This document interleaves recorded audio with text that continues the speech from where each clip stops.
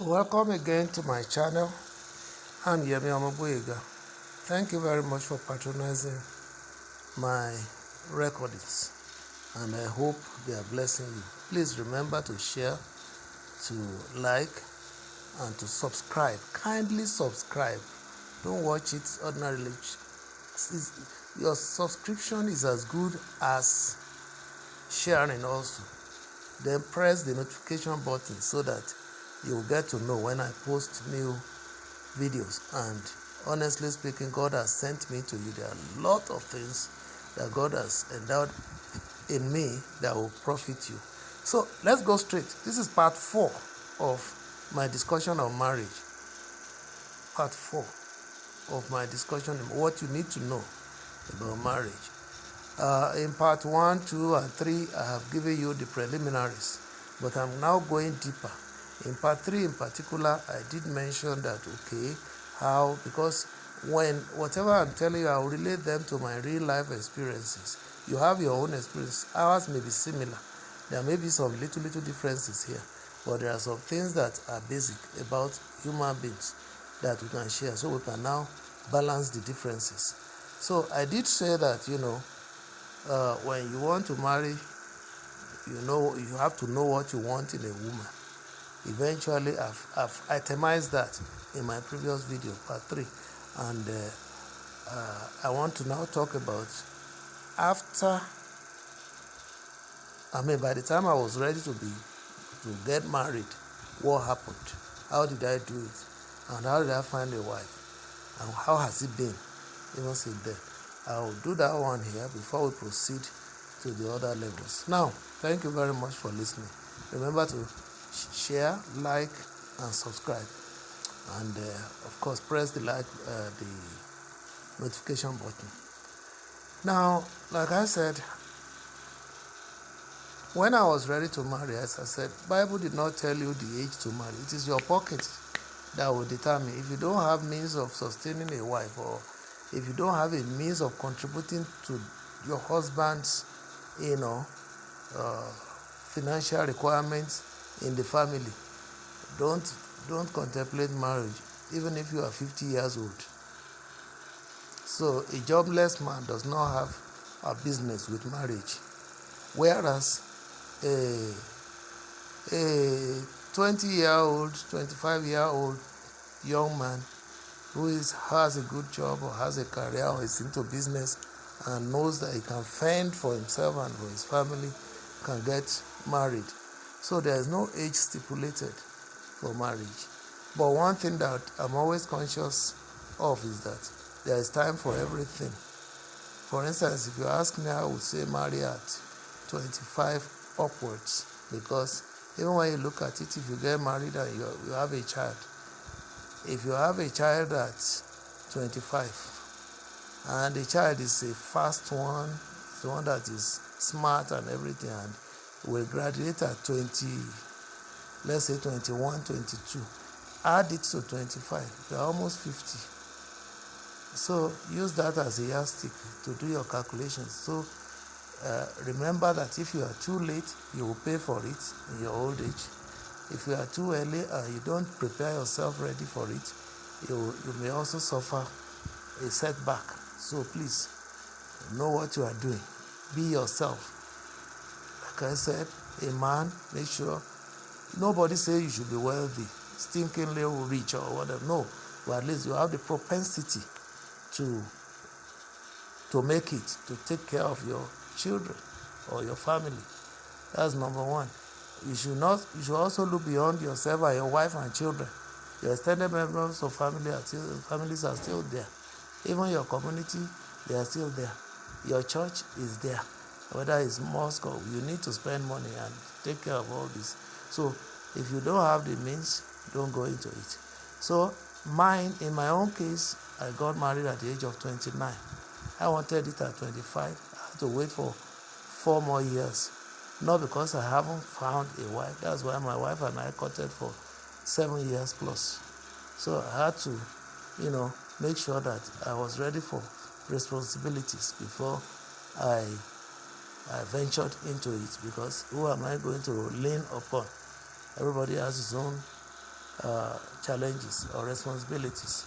And nobody will bear all your responsibilities. If you are married, even when you want to marry, I don't depend on people. When I was marrying, I depended upon nobody. I depended upon God, and I depended upon my own ability to fend for myself. I didn't ask anybody for one kobo, for financial support. People gave me what they wanted to give me as their own capacity was. So you need to take note of all this.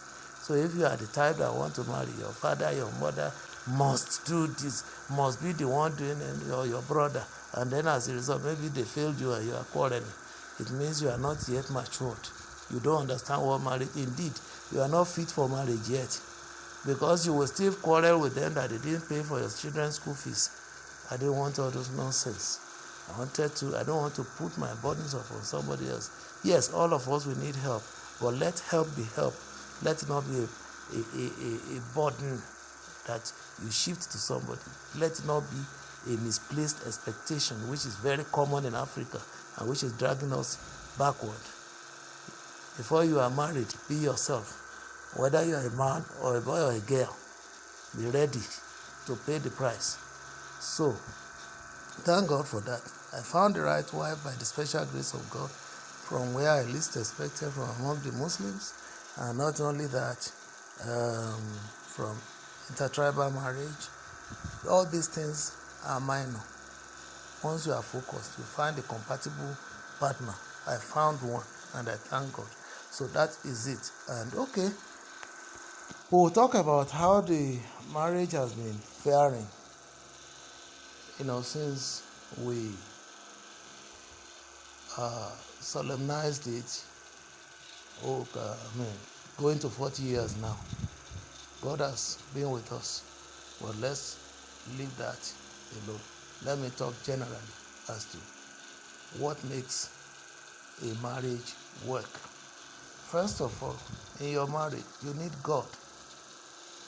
I don't know the faith that you follow, religion. Maybe it's Muslim, maybe it's Christian, maybe it's, you need God. God is the author and finisher of our faith. No marriage will succeed without the help of God. He instituted it. He said, let the man not be alone, so he gave him a wife fit for him, a mate, a helpmate fit for him. So there are a lot of purposes that marriages serve. Raises loneliness, procreation comes from there, enjoyment of sex comes from there. If you don't enjoy sex, then there will be fire in that house.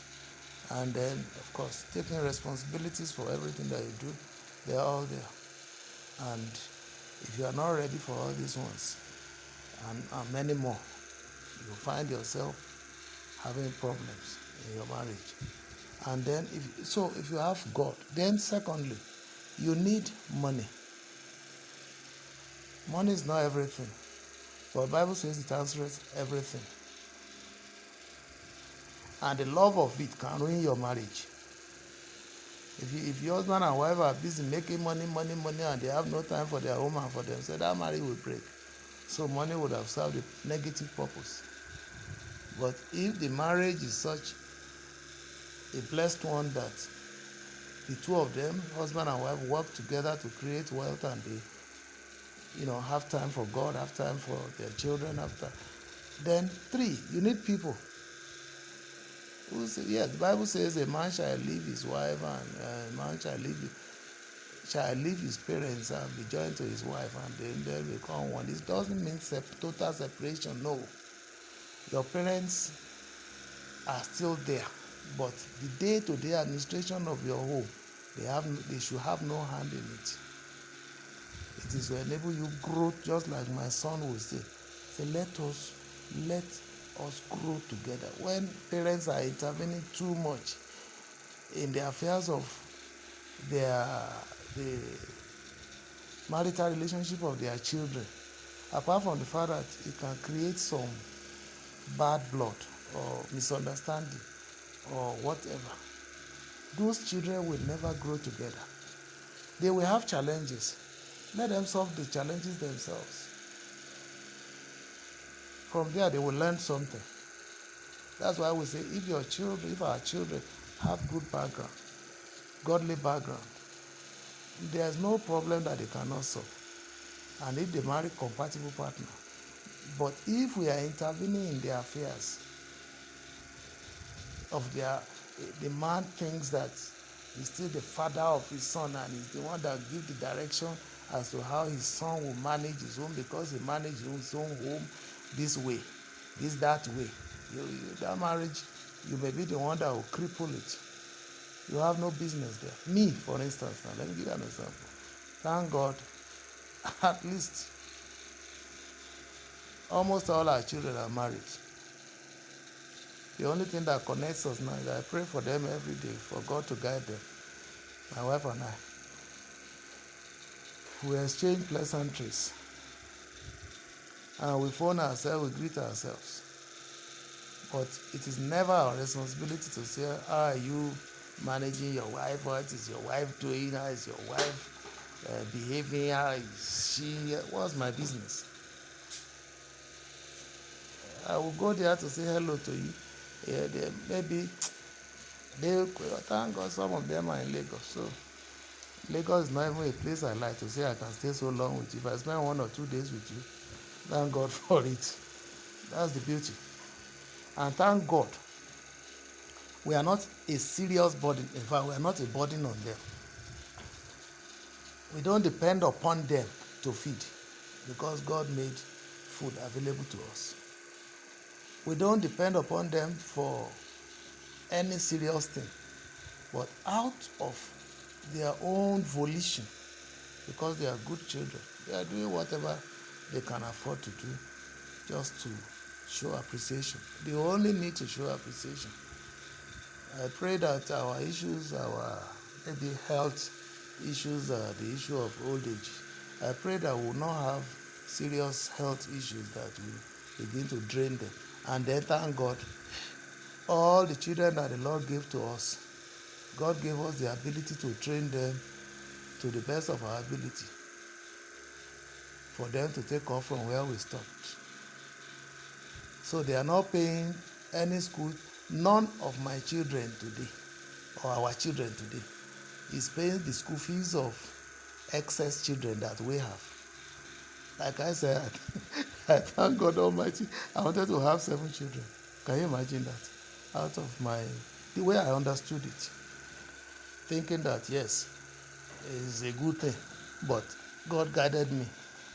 I had to cut that short along the way because when I saw responsibilities, nobody taught me to do family planning. Those of you who are still running from family planning, continue to have the issues. What you don't know is that every sexual activity can produce children. So continue. And by the time the children gather together to hook you on the neck, you will know that they are not the salt of the world. You will know that they are bitter leaf of the world. May your own children not be like that. So when you are retired and your children are the one paying the school fees of the one, okay, before 60, or okay, I think our last child graduated when I was about 59, 60. All right? Now, any child that I had after that retirement, it would have been the responsibility of the struggling ones who are trying to find their feet. Because I will just push them to them and say, look, go and meet your brother, go and meet your brother. It means I give to them and I'm taken back by force. They themselves will not find it easy to find their feet. These are the areas in which we create problems for our children. So you need to avoid that.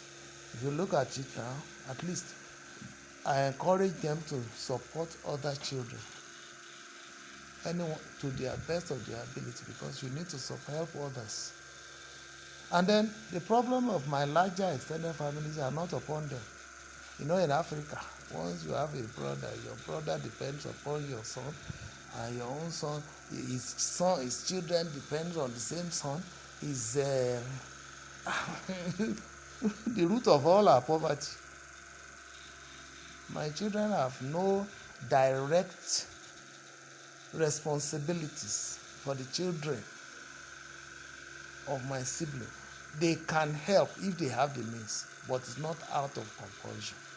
If they notice that there's somebody to be helped in the family, hey, that's what God wants, and I support. But I cannot say, go and take my brother's child, go and take my sister's child.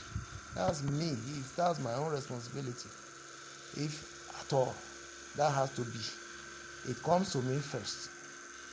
But if God so bless them, which He will do, and they feel that they can even support the whole world, that's my prayer. It is poverty that makes us to limit how far we can go in anything. That's why we must banish poverty. If a marriage must succeed, all these distractions must be there, must be outside of it. Parents' intervention. Yeah, okay, let's take an example. Maybe there is delay in conception or and then you begin to take your children. It's good to care. It is out of care, but you need to be careful. Let the children grow together. Let them even think to see how they can sort. Yeah, pray for them.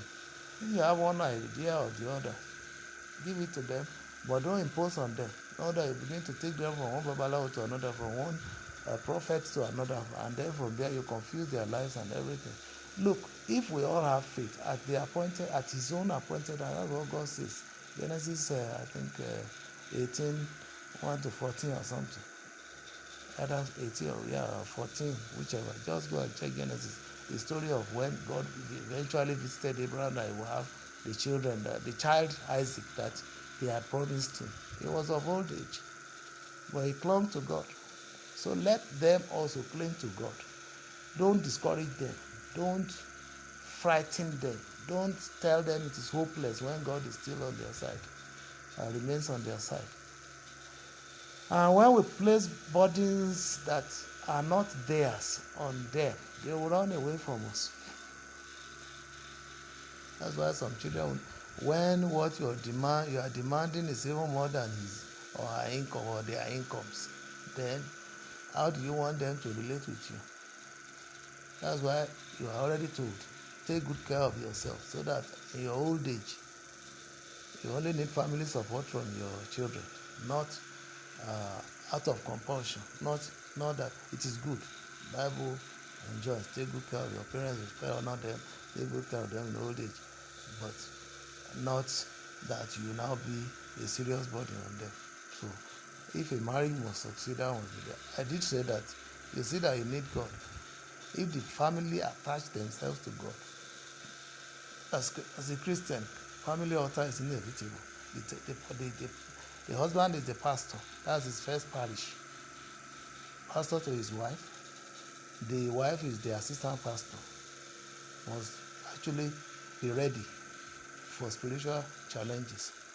Not die and fire and die or more. No. The kind of preparedness for spiritual battle is not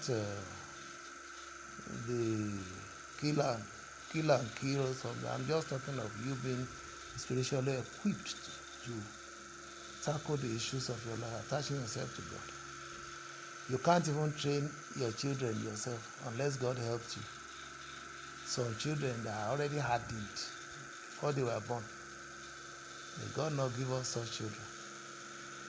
And so we need to ensure for our marriage to succeed, we need God, we need people, we need money. Again, we need integrity. If you are married, respect your home. Men who are jumping and gallivanting here and there, no matter how flat you are, let your home be primary assignment.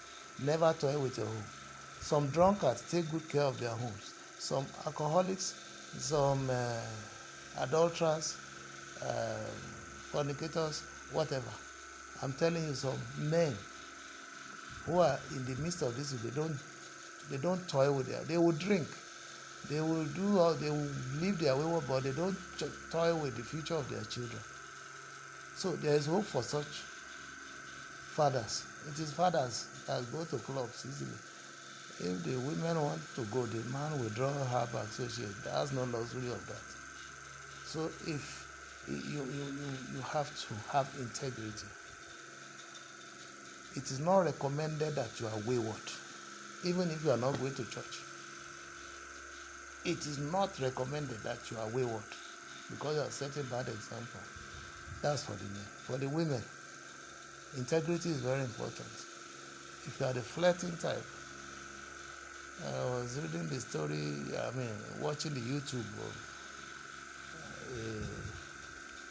an Oba's wife who they have disputes and all that, and it's leading to divorce and all that. And he said the Kabiyesi was read the text message that is suspicious.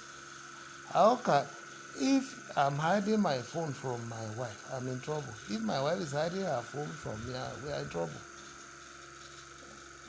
That is if you don't have shady deal. Okay, there's nothing wrong if your phone is on the ground and your husband or your wife looks at it. If he looks at it and doesn't see anything incriminating. But if you are in a marital home and you are still texting another man and so, I am not part of their whatever, but I believe that the king himself would not have been so stupid as to allege when he did not see something that would lead to allegation.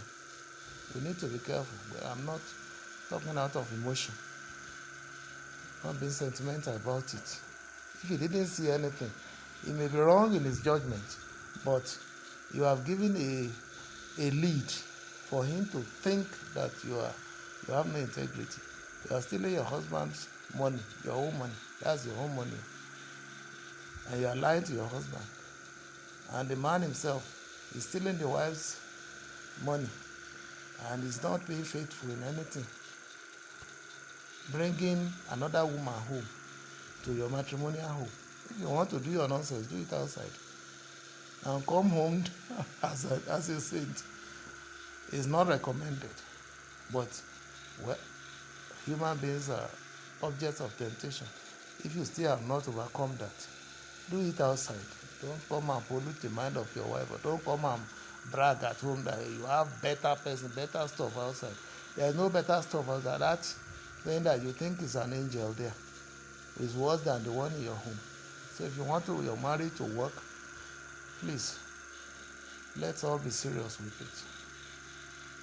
Yeah, let's all be serious. Pray together, read together, create wealth together, train the children together. There's so much assignment or responsibility bestowed upon couples. We abandon all these things and we think there's luxury anywhere. Yeah, that is suffering. It's awaiting those who are in it. If you are lucky, you will recover. Maybe you give your life to Christ. That's how we say give your life to Christ when it is still early, so that you don't even go through the fire. Some went and they never came back like the prodigal son was lucky to come back. But some went and they went, and your marriage can determine where you go, heaven or hell. You maltreat your wife, maybe your downfall on earth and in heaven. You maltreat your children, maybe your problem in heaven or even here on earth. So let's be moderate in whatever we are doing. So this is the end of part 4 because I don't want to be too long. We'll still continue. I told you it has no end. As I'm inspired, I will be releasing. But if you see one fuller this ago, there's no way I can cover everything that is in the book or in the 2 books. In fact, on marriage, there are 3 books. The one that is inside my autobiography, the one that we wrote for couples to be, for spinsters or bachelors, the one that we wrote for those who are married. So if you still want part of all these things, we can talk later. My number is 080-344-65225 in case you want to contact me for counsel. You see, marriage is a serious business. I think I called it a business. I'll be talking about the businesses of this world I've talked about farming. I've talked about salary work. I've talked about religious business. And now I'm in marriage business. Who knows next? Career business, retirement business. Well, I have so much for you. Your life's business. I have a whole book dedicated to that. That your life is in your own hands. So we are going to share a lot. That's why I say share and recommend us to others. God bless you. See you in part 5.